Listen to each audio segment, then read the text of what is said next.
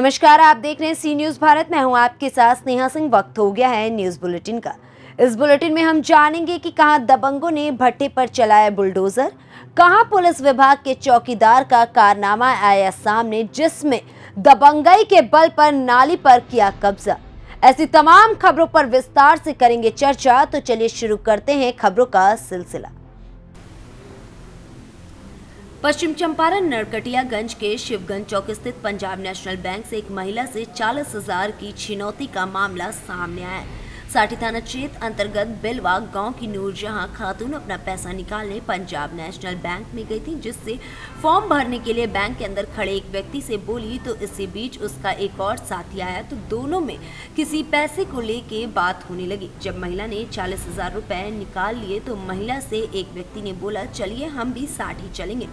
वहीं दोनों व्यक्ति बहला फुसलाकर नरकटियागंज ओवरब्रिज पर लाकर जहां पहले से उनके साथ ही स्कॉर्पियो गाड़ी लेकर खड़े थे तो उन सभी ने मिलकर महिला को जबरन बैठने को कहा कि आपको घर तक पहुंचा देंगे, आप बूढ़ी हैं कैसे जाएंगी। गाड़ी में बैठने के बाद साठी की तरफ चल दिए। इसी बीच महिला से उसके द्वारा बैंक से निकाली गई राशि को स्कॉर्पियो में बैठे एक दूसरे साथी को देने को कहा और महिला ने निकासी का रुपए उसे दे दिया। इसके बाद महिला को 2,000 की नोट कहकर एक गड्डी दे दी गई। वहीं महिला को साठी से पहले जबरन स्कॉर्पियो से इन बदमाशों ने उतार दिया और वहां से फरार हो गए। जब महिला ने दिए हुए पैसे की गड्डी खोली तो कागज का टुकड़ा मिला। वहीं महिला ने घर वालों को सूचना दिया और नरकटियागंज पहुंची और शिकारपुर थाने में सूचना दर्ज कराई।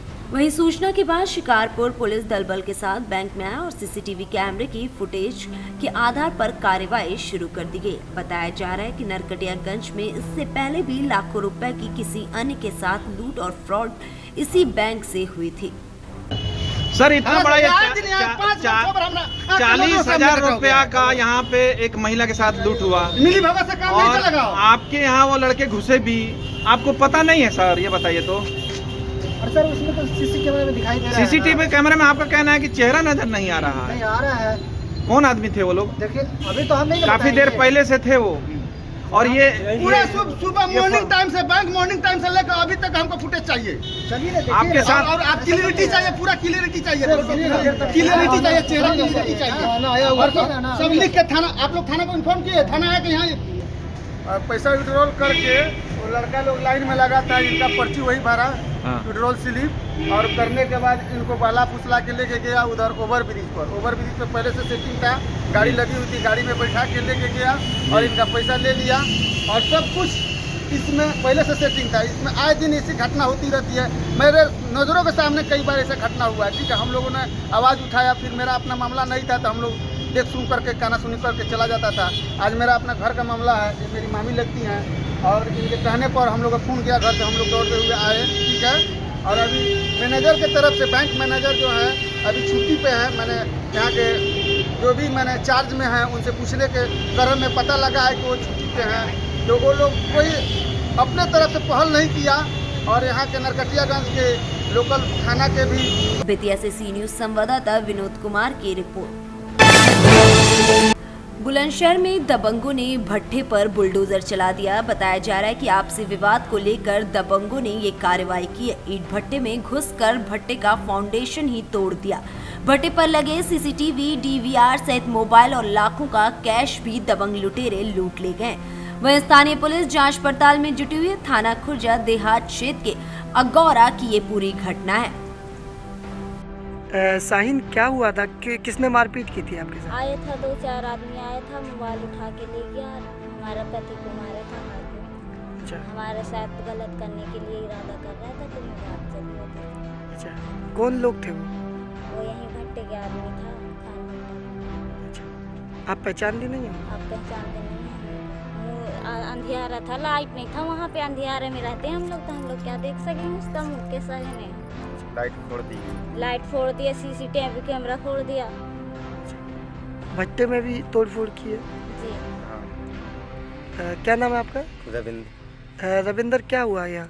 ये सर ऐसा हुआ था, मैं गया था मोबाइल चार्ज करने के लिए। कृपाल जी, किस तरीके की घटना हुई थी भट्टे पे, क्या हुआ था? भट्टे पे सर ये हुआ करीब 7 बजे के लमसम ये लोग जो हैं लेकर के डंडे तमंचे लेकर के ऑफिस में रह पड़े ऑफिस में रहने के बाद क्या हुआ, इन्होंने पहले हमारे मोबाइलों पर कब्जा किया और बाबूजी कुछ मुझे पैसे दे गए थे, करीब 1 लाख रुपए के करीब लमसम, तो मैं वो भी ये ले गई निकाल कर। और फिर इसके बाद में दोनों आदमियों को कोऑपरेट करके मतलब बंद करके फिर इन्होंने तोड़फोड़ चालू कर दी और कैमरा की जो थी उसे भी सब ले गए।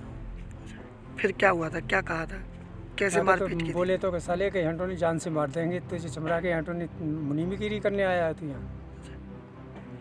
तोड़फोड़ किस चीज़ की थी यहाँ? ये भट्टे की तोड़फोड़ की थी और कैमरा वगैरह सबकी तोड़फोड़, कुर्सी फुर्सी की सबकी तोड़फोड़ की थी। अच्छा, पैसे भी ले गए? पैसे ले गए। बुलंदशहर से अमित कुमार के साथ छबील कुमार की रिपोर्ट।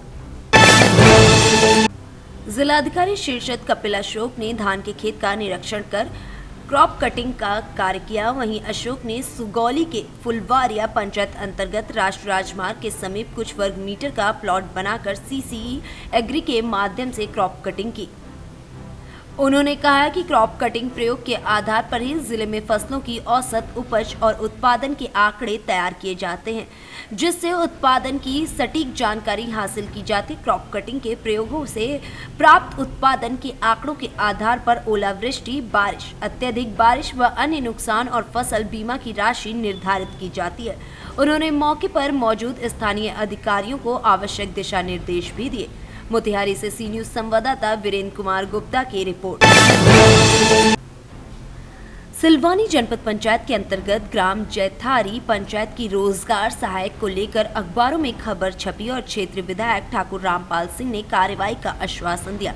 इसके बाद भी आज तक कोई कार्रवाई नहीं की गई, जबकि बाल मजदूर को लेकर अनुविभागीय अधिकारी संगमित्रा बौद्ध से चर्चा हुई तो उन्होंने तुरंत श्रम विभाग को पत्र जारी किया और मुख्य कार्यपालन अधिकारी रश्मि चौहान को भी जांच करने के आदेश दिए। इसके बाद भी अभी तक कोई कार्रवाई नहीं की गई, जबकि गौशाला के अंदर घटिया किस्म का सामान लगाया गया और सीमेंट की मात्रा बहुत कम की गई है।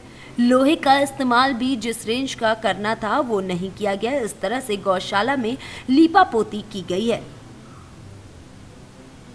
रोजगार सहायक को 2 बार पद से पृथक किया गया है और अब इतनी बड़ी घटना होने के बाद शासन प्रशासन मौन है, ये अपने आप में एक बड़ा सवाल है।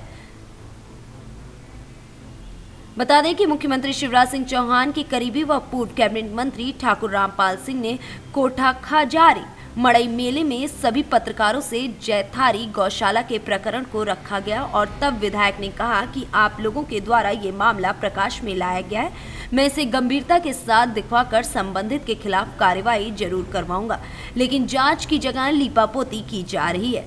रायसेन से सी न्यूज संवाददाता राजेश साहू की रिपोर्ट।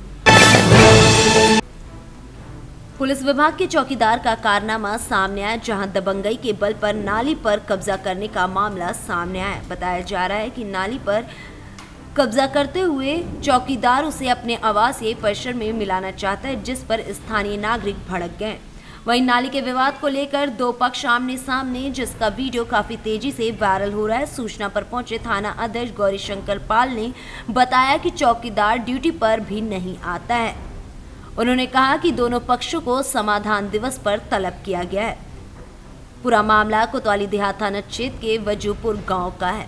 सुल्तानपुर से सी न्यूज संवाददाता जगन्नाथ की रिपोर्ट।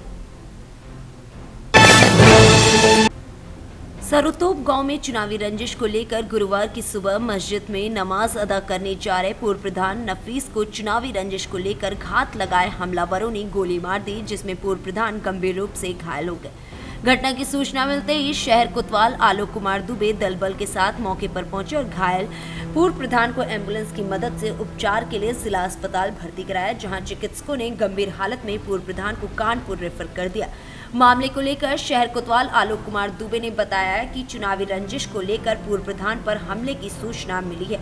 हमलावरों की तलाश की जा रही है, जल्द ही आरोपियों को गिरफ्तार किया जाएगा। कन्नौज से सी न्यूज संवाददाता सीबू सैनी की रिपोर्ट।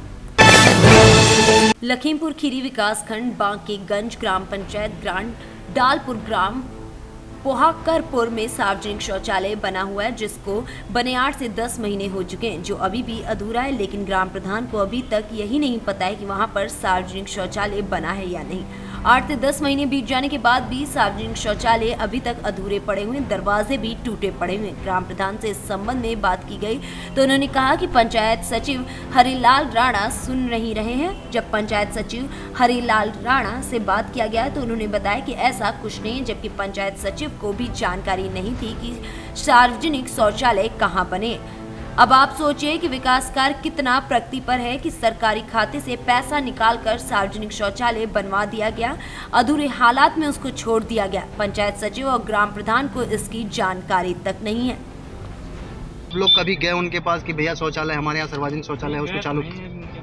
अच्छा, आप लोग गए नहीं हैं। तो जैसा आप लोग बता रहे थे कि ये अम्बेडकर पार्क की जगह है जी, तो जिस समय बन रहा था उस समय किस बेस पे बनाया गया था? आप लोगों ने उनसे कहा नहीं था कि ये अम्बेडकर पार्क की जगह है?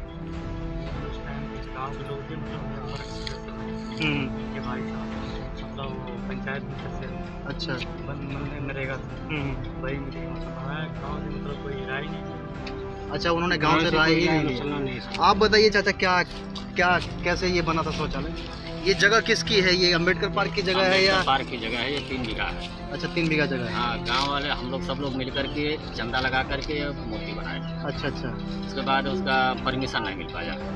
परमिशन न मिलने के कारण से रुका है। परमिशन क्यों नहीं मिला अम्बेडकर जी की मूर्ति को स्थापित करने के लिए? अब उसमें जो अध्यक्ष थे कमेटी के वो गए थे और कागज जब। लखीमपुर से सी न्यूज संवाददाता रामेश्वर सिंह की रिपोर्ट। शीतकालीन का महीना शुरू हो गया और बहुत ही जल्द कोहरे आने की संभावनाएं व्यक्त की जा रही है। इसी को लेकर वरिष्ठ पुलिस अधीक्षक सहारनपुर आकाश तोमर इस यातायात माह में अब 4 पहिया वाहनों के साथ साथ 2 पहिया वाहनों पर भी रेडियम रिफ्लेक्टर लगाए जाने के आदेश जारी कर चुके हैं। एसएसपी सहारनपुर ने कहा कि शीतकालीन और कोहरे को लेकर सभी 2 पहिया वाहनों पर भी रेडियम रिफ्लेक्टर लगाए जाएंगे ताकि रात्रिकालीन में वाहन चालकों को किसी भी प्रकार की दुर्घटना से बचाया जा सके। उन्होंने कहा कि पुलिस विभाग और आरटीओ विभाग की ओर से एक अभियान चलाया जा रहा है और उन्होंने लोगों से भी अनुरोध किया है कि वो अपने अपने 2 पहिया वाहनों पर रेडियम रिफ्लेक्टर लगाकर यातायात नियमों का पालन करें ताकि रात्रिकालीन में होने वाली किसी भी दुर्घटना से अपने आप को बचा सके। रात में अपने 2 पहिया वाहनों से निकलते हैं, कोहरा रहेगा, आगे सर्दियाँ आ गई हैं, तो अक्सर लोगों के बैक लाइट और रेडियम नहीं होता गाड़ी के पीछे, तो उनके लिए क्या करना है? देखिए, ट्रैफिक माह भी चल रहा है, उसी के साथ साथ ठंड भी आ गई है, तो जिससे कोहरे होने की स्थिति में यदि रेडियम रिफ्लेक्टर लगा होता है तो उस वाहन की विजिबिलिटी दूर सही हो जाती है। स्पेशली जो हमारे ट्रैक्टर्स हैं, ट्रक्स हैं, तो उस पर तो जल्दी रेडियम रिफ्लेक्टर लोग लगा के रखते हैं। 2 व्हीलर्स पे भी और छोटे वाहनों पर भी लोगों को लगा के रखने चाहिए ताकि इसमें दूर से विजिबिलिटी होने के कारण कोहरे के समय में और रात्रि के समय में एक्सीडेंट होने की संभावना कम हो जाए। तो हम लोग पुलिस डिपार्टमेंट और आरटीओ डिपार्टमेंट की तरफ से भी हम लोग ये अभियान चला रहे हैं और लोगों से भी हम अनुरोध करेंगे कि रेडियम रिफ्लेक्टर्स और बाकी सारी जो भी पुलिस यातायात के नियम है उन सभी का पालन करें जिससे कि आपकी जान सुरक्षित रहे। सहारनपुर से सी न्यूज संवाददाता नसीम अहमद की रिपोर्ट। गागलहेड़ी में एसआर पब्लिक स्कूल के सामने गन्ने से भरा ओवरलोड ट्रैक्टर ट्राला पलट गया जो कि गागलहेड़ी के बीच बाजार से गुजर रहा था। गन्ने से भरे ओवरलोड ट्रैक्टर ट्राले सेंटर से गन्ना ढोकर दया शुगर मिल में ले जाया जा रहा था। एक ट्राले में 2 ट्रक से ज्यादा माल लोड होता है। यदि कोई बड़ा हादसा हो जाए तो कौन होगा इसका जिम्मेदार, ये बड़ा सवाल है। वहीं अपनी जान जोखिम में डालकर ट्रैक्टर चालक दया शुगर मिल में सेंटर से गन्ना ले जा रहे हैं। वहीं सड़क पर दौड़ते गन्ने से भरे ओवरलोड ट्रैक्टर ट्रॉली की हालत देखकर पीछे चल रहे वाहनों की गति भी धीमे हो जाती और ओवरटेक करने से कतराते। वहीं यातायात माह के चलते सड़क पर बेखौफ दौड़ रहे ट्रैक्टर ट्रॉली जिन पर न तो आरटीओ विभाग का कोई शिकंजा कसा गया और न ही पुलिस विभाग का, जिसके बाद कई बड़े सवाल खड़े होते हैं। सहारनपुर से सी न्यूज संवाददाता प्रदीप धीमान की रिपोर्ट। लहरपुर नगर के मोहल्ला बागवानी टोले में जीजा साली के बीच हुई मारपीट में बीच बचाव कर रहे 55 वर्षीय व्यक्ति की मौत हो गई। पुलिस मौके पर पहुंची। वहीं जानकारी के अनुसार नगर के मोहल्ला बागवानी टोला निवासी तौहीद के ससुराल लखीमपुर में है। तौहीद और उसकी पत्नी के बीच विवाद हो गया, जिसकी सूचना उसकी पत्नी के द्वारा मायके वालों को दी गई। आरोप है कि उसके भाई सहित 4 लोग असलहा सहित लहरपुर आए और तौहीद से हाथापाई और मारपीट करने लगे। उसी बीच बचाव में करने पहुंचे तौहीद के मामा के लड़के मासूम अली उर्फ छोटे पुत्र महमूद शाह उम्र 55 वर्ष निवासी मोहल्ला बागवानी टोला गंभीर रूप से घायल हो गए। परिजनों के द्वारा आनन फानन में अस्पताल में इलाज के लिए ले जाया जा रहा था, तभी रास्ते में उनकी मौत हो गई। अस्पताल पहुंचते ही डॉक्टरों ने मृत घोषित कर दिया। घटना की जानकारी मिलते ही भारी संख्या में पुलिस बल मौके पर पहुंची और जांच पड़ताल शुरू कर दी है। फिलहाल पुलिस ने आरोपियों को हिरासत में लेकर शव का पंचनामा कर पोस्टमार्टम के लिए भेज दिया और कार्यवाही शुरू कर दी है। अच्छा, ये जो आए थे क्या कंडीशन थी यहाँ पे? ये मृत अवस्था में ही आए थे। अच्छा, क्या कैसे कुछ बता सकते हैं? तो नहीं बताया जा सकता है, क्योंकि हमने कोई ट्रीटमेंट नहीं किया इनका। इनके वाइटल्स हमने नहीं चेक किए, मृत अवस्था में ही आए थे, इसलिए हम कैसे हुआ क्या हुआ ये हम बहुत नहीं बता सकते हैं। क्या नाम है इनका? ये इनका नाम है मासूम अली और पिता का नाम है महमूद शाह। इनकी उम्र लगभग 55 साल। सीतापुर से सी न्यूज संवाददाता रामगोपाल दीक्षित की रिपोर्ट। फिलहाल इस न्यूज बुलेटिन में बस इतना ही। देश विदेश की ऐसी तमाम खबरों को देखने के लिए बने रहे सी न्यूज भारत के साथ।